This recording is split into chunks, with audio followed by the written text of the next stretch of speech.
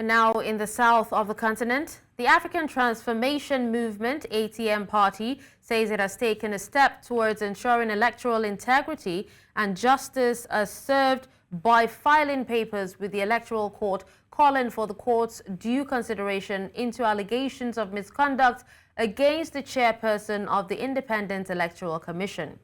The ATM party says the IEC chairperson allegedly conspired with the ruling party ANC to undermine ATM's participation in the democratic process, including attempts to deregister the party and manipulate election outcomes.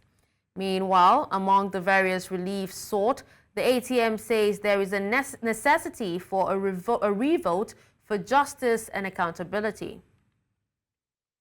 And to discuss this, I am joined by ATM National Spokesperson Zama Nshona. Hello, Zama. Thank you so much for joining us at this time.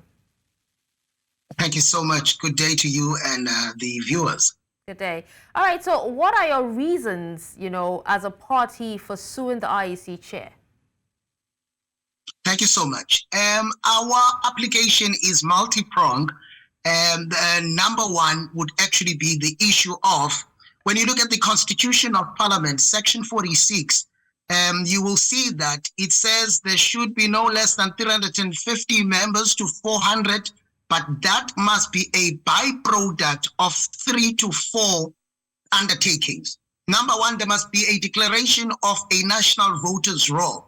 And that national voters' roll will be the one that gives birth to the 400 members that must occupy space in Parliament.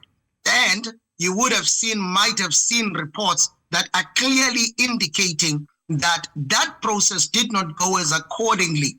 As you would know, many were displaced, many did not appear, many were not found in the voting station that they registered in. And for us as the African Transformation Movement, that's a point we must challenge in the constitution of government. Number two, giving equal opportunities to those who are over 18 years and above. And the African Transformation Movement sees the IEC as a political party, as an institution that has failed in that account as well. Thirdly, there must be a declaration of elections, the running and declaration of free and fair elections. But when you look into that and look at the number of irregularities that you have found within these elections, which include, amongst many, the issue of POs, which are presiding officers, who did not perform their duties in an impartial and objective way, who decided to become players in the space by changing result slips. Number four, the issue of incorrect capturing of results is also one of the reasons that we are saying the determination of the constituting of Parliament was actually done in a wrong manner. This is why we have taken the issue to the Electoral Court, saying this matter then calls for an investigation and the courts to evaluate if the production of the 400 or the constituting of Parliament was done in a right way, which then means that in Parliament on Friday, you can't then proceed with the proceedings when the matter is sub judice. Rule 14Q of the joint sitting of Parliament is very clear.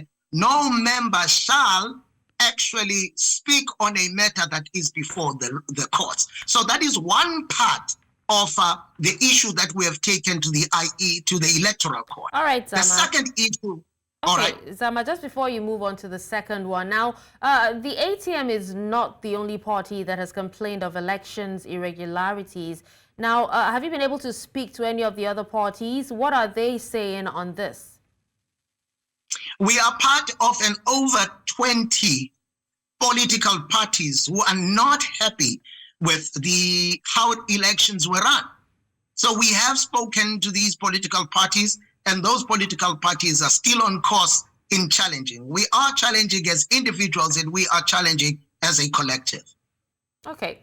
All right. Now, we understand that, the Parliament will sit on Friday. What's your party's position on the sit-in before some grievances are heard, and your thoughts on the government of, national unity as well?